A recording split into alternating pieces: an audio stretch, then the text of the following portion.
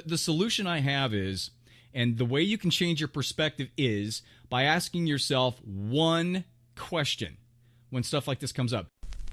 The millennial generation is as follows. Welcome to Surrounded by Idiots Radio Podcast.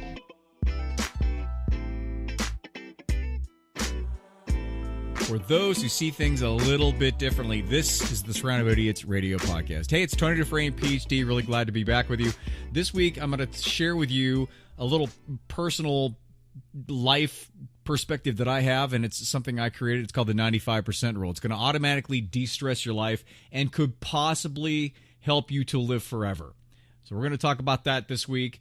First, I would like to share with you the 3 good feels of the week.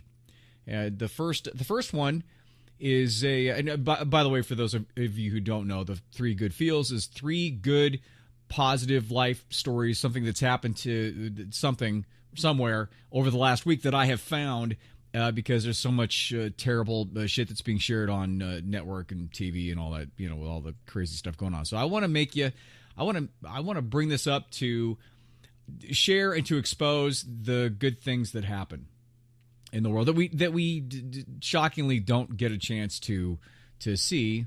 At most places, I kind of have to dig for these, that's a whole other thing. The first story is a police officer in Tallahassee, Florida, shaved a homeless man's beard at a gas station so the man could get hired at a local McDonald's. Now, apparently, the officer was at the McDonald's, and this gentleman went in looking for a job, and they told him that they wouldn't hire him unless he cleaned himself up and he had a big old shaggy beard. So the officer went and got some shaving clippers and shaved the man's beard so he can go back in and sit down for a proper interview. And I remember seeing this on, this was a clip on CNN or network TV somewhere or whatever. So I'm glad they gave this guy some props for it. What the officer said was, he goes, we're doing this kind of stuff all the time. It just doesn't get any exposure. And as somebody who has, my brother-in-law was a police officer for many years and became actually captain of the Huntington Beach Police Department, as well as I've had a number of friends who have been police officers. There's some bad guys out there, and there's some stuff that happens, but most of the time, these guys are saints when it comes to restraint because of the shit that they have to go through, because a lot of people at that level are just fucking loser morons, and all they want to do is create issues. And so they do a lot of good stuff for the community, and they keep us safe. So I'm a big police fan. Not a fan of people beating people for no reason, but you know how that goes. The second story for this week is teen attaches uplifting note to a bridge and it's saving lives. Now, an English teenager who has attached uplifting messages onto a Sunderland bridge in Great Britain to help those in despair, and she's been commended by the local police force for saving lives. Her name is Paige Hunter. She's 18. She's handwritten more than 40 inspirational notes and attached them to the railings of the Wearmouth Bridge to offer hope and comfort to people considering suicide. She says in one of the notes, she goes, "Even though things are difficult, your life matters. You're a shining light in a dark world, so just hold on." Now, as the compassionate teenager returned to the bridge this week with more notes to put on there, the local police chief presented her with a framed commendation certificate to recognize her selfless act. That is kick-ass. The third and last story, the feel-good story of the week, is when a construction changed a blind man's route, a bus driver took a detour to help him. Now, the passenger, Gene Hubbard, had been taking the same route to and from work nearly every day for the last 20 years. But the route is now under construction, so it makes it really difficult for the blind man to get around. So the bus driver, Thaddeus Turner, didn't think twice about helping his passenger cross the street and find his way through the construction zone because he was blind and he needed help. And so this guy got out, parked the bus, got out, said something to the effect of, it's even hard to get around in terms of the bus, let alone somebody that's trying to walk along this street. and and especially if you're blind. So he got out and he helped the guy out. So I think those are 3 good feels of the week. Now let's get into the 95% rule. You know, the thing that I get most of all, yeah, everybody has their gig. You know, you got your own thing. You know, most of the people either it's something you do, or, you know, how you look, or, you know, something that you go, you know, this kind of makes me a little bit unique, or you feel as though that's the one thing that makes you more unique. For me, as much as I would like to think it was, you know, all my years of studying in this whole program and my approach to things, I am constantly shocking people as to how old I am. And this is something that has just kind of surfaced over, I guess, the last 10 years or so, because it happens all of the time, to the point where people I will say it, in the conversation comes up and I will tell them how old I am, which I'm 53, and they're so shocked that I actually have to show them my ID, and then and I'm not saying that as something like, yeah, I look younger and great, but I have to tell you that I think one of the main reasons why that's the case is because of this rule I'm going to share with you this week, and it's the 95% rule. Now the 95% rule is basically, I don't worry, don't care about 95% of the shit that goes on around me. I just don't. And a lot of people say, well, you know, I'm not wired for that. I'm not geared for that. And I know people who are very, very, you know, they're very stressful. They're very emotional. They take everything in. They're very hypersensitive to things like that. And they say, you know, that's great and all. It's a nice little theory to have, but that is really based upon your DNA, or it's based upon how you're wired, or, you know, because I'll never be able to do that. Well, I have to tell you, in growing up, I was that way. I was that hypersensitive, worry and stress about everything, mostly because I was brought up and I was a perfectionist. I was the oldest child, and I was a perfectionist. I had this notion, whether it was true or not, but I had this pressure on me to be perfect in everything, and to make the right decisions, and to get those great grades. And, you know, and of course it all comes down to perception, right? Because when you are whoever you are, you always have a certain perception of things that happen to you, whether that's the case or not. Because sometimes if you ask the other person who lived that time of life with you, they would say, well, I never did that. So I'm not sure if my parents would ever say, you know, we never put extra pressure on you, but I certainly felt it. And that's the way I perceive things. And that was the perfectionist thing. So if you're a perfectionist, or if you're a people pleaser, you're going to be very hypersensitive, because you'll always want to be concerned, not just for yourself, but for everybody else. And that's where the problems step in. So I used to be that way. I used to be that person that was overly concerned and worried and stressed, and I was a mess. And back when I was in my, you know, when I first was raising my daughter, and, you know, early 20s and 30s, I was, it wasn't good. So I've been there, and I know that, and I know that if you follow this rule slowly, it's always the 1% every single day type of thing. But if you embrace that and you work into it, then it will take hold on some level. And I guarantee you may not make it to 95, but if you're at, you know, 50-50, I can get you to 60-40 at least, in terms of not worrying about stuff. Because really what it comes down to perspective, and it comes down to the reality that you've chosen to live in any one moment. And I'll give you an example. Two people can be in the same room and experience the same thing and have totally different perspectives on the same thing. That happens all of the time. I mean, just even look at the political situation that we have right now. You could get a room full of hardcore Democrats and a room full of hardcore Republicans, and they'll listen to the same speech, and one side will hear something completely different from the other. That's perspective. And so what I'm saying is that all of those perspectives are real and they exist.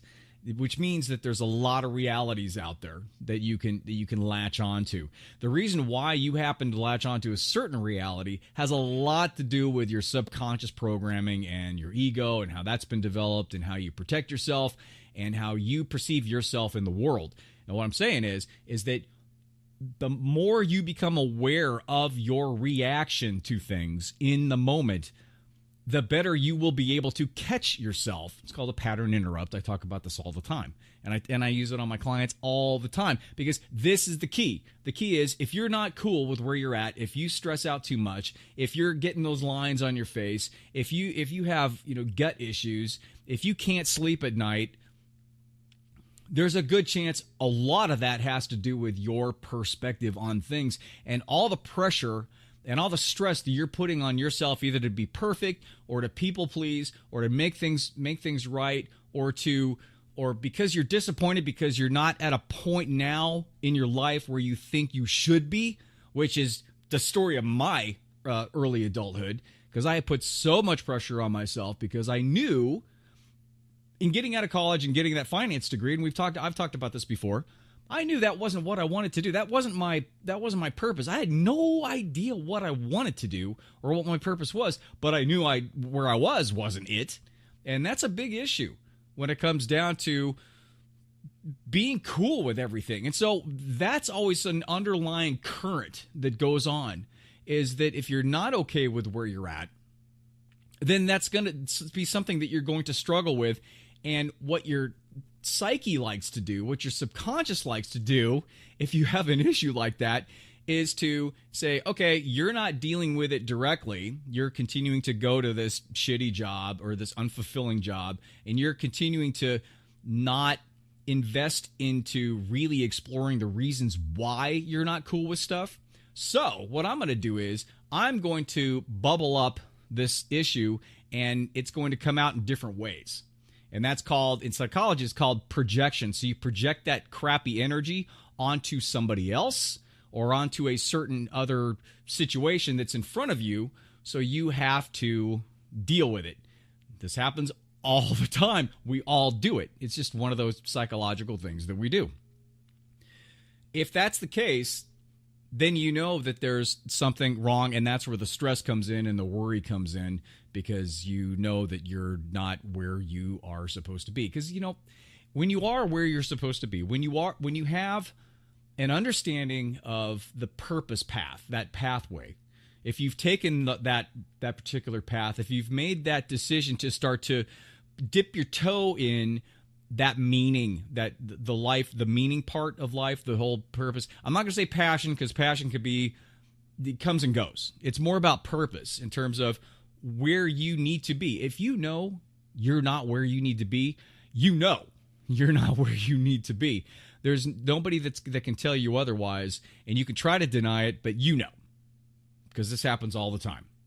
So what I'm saying is, here's the solution to this. Here's the solution to getting to the 95% rule, getting to the part where you don't care. Because I got to tell you, when you do adopt a less worry situation, and when you change your perspective, and it's about reframing. It's taking that picture that you take of reality with all the shit in it, and it's just about, kind of taking your iPhone or your Android and moving it over. You're taking a picture of the same thing, or maybe coming from up top, you're taking a picture of the same thing. It's just from a different perspective.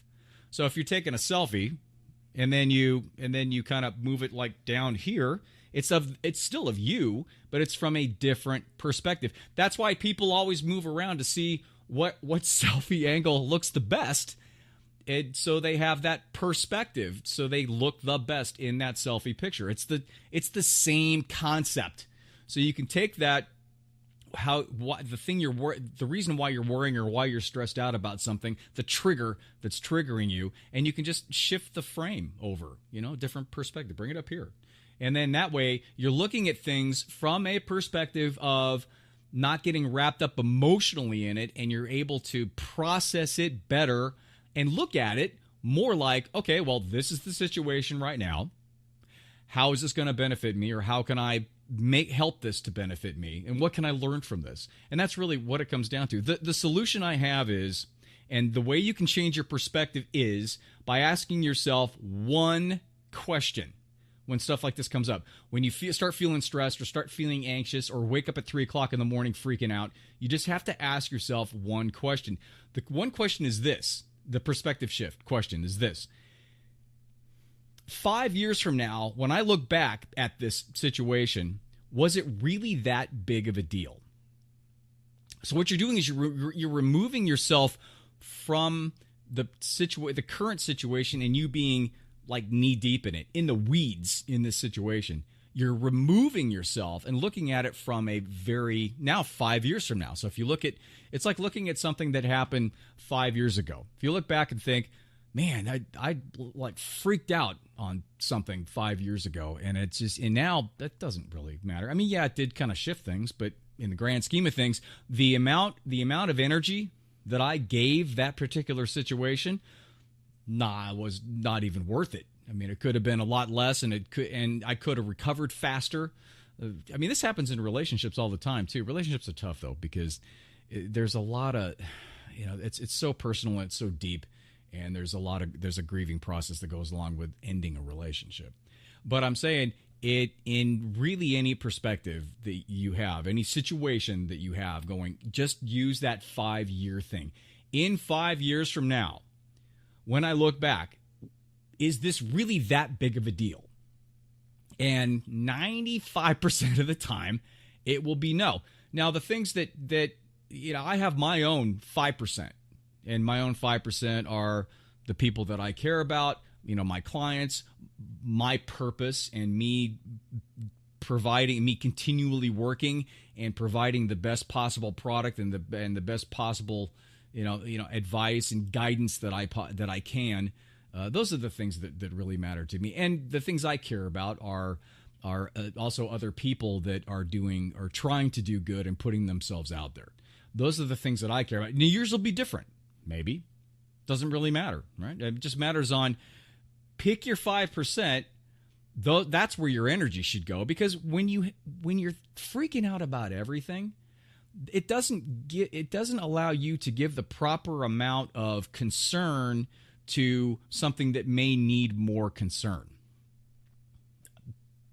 So what it's doing is it's taking all that other extra stuff out of there and just allowing you to focus and really laser focus in on the things that matter. And then you can be so much more clear in terms of your mind and how you process things. And that's the 95% rule. There's a concept that goes along with that, and I will end with this. And it's a little concept based on a Confucius story about a man crossing a river. The concept is surrender. You have to surrender to things. And the story goes, this guy was coming up to a big raging river, really wide raging river, and because he was on his path and he was just kind of cruising along. So he came up to this river and thinking, well, I have to cross it because I have to continue on with my path. And so he started. It's a river with those big boulders in it, those kind of here and there, just boulders all over the place. But it's roaring, it's a pretty quick, and there's a lot of water. So he jumps to the first boulder and he's fine, and he kind of jumps to the next one and kind of it's kind of because he's bouncing along, crossing this river, gets to kind of around the middle. And there's, one kind of boulder there, and it looks a little, but it's the only one. It's kind of the only one he can use. Jumps to it, and it's slippery because it's got moss on it. He slips and falls in the water. Goes about 5 feet, just because he fell off, and he grabs onto this other boulder. Now he's holding on to this boulder for dear life in the middle of this raging big river. And he's holding on, trying to climb up, can't climb up. The thing's it's just not big enough, and it's kind of slippery still, so he's just clinging to this thing. But as he's clinging to this boulder in the middle of this raging river, the water pressure is beating his body and his face and everything. It's beating him up against that boulder. He's getting the shit beat out of him from the river because he's holding on. Because he's just holding on too tight, not wanting to just surrender to what is and then see what happens. And so finally he couldn't hold on any longer and he let go. Now, as he let go, it wasn't fun for the first, few feet. I mean, he, went underwater and bounced around and it was kind of a mess and got a couple mouthfuls of water and he just kind of figured out as he was doing that, though, he was figuring out how to keep his head up and kind of where to go in this raging river. So he kind of bounced around a little bit, went around the bend of the river, and all of a sudden it opened up to this pristine, beautiful, clear lake. And as he gently made his way and swam into this lake and over to the other shoreline, then he continued on his path then, which is basically, the metaphor is you're holding on to the rock. You worry about all this stuff, you're just beating yourself up. And it's because you're not surrendering to what is. A lot of people think that the is what it, when I say it is what it is, people hate that. Maybe it's because they don't understand what the concept is. But the concept is I'm saying that to you, or I'm saying that to myself, because it's an acknowledgement of what is based on my perspective right now, or your perspective right now. You could choose to continue to keep that perspective where you can choose to kind of take your selfie from a different angle. That's all that it is. Accept it for what it is and surrender to it and bounce around and then get to the lake and then cross it down there. A lot of times we think that we know where we should cross our river, and we don't, because that's just not the flow of things. Sometimes we can't dictate the flow of certain things, and that's the thing I want to leave you with. So just 95% rule, and look at it like as a 5-year thing. 5 years from now, am I really going to care about this? And the whole thing about surrendering. It'll make your life so much easier. I am a testament of that. I used to be a huge anxiety and worry wart guy. I do not do that anymore. And based upon all the scientific evidence, how stress beats the shit out of your body, I look 10 years younger, or 12 years younger than I am. So genetics have something to do with it, and I do eat right and I do exercise and stuff, but you should be doing that too.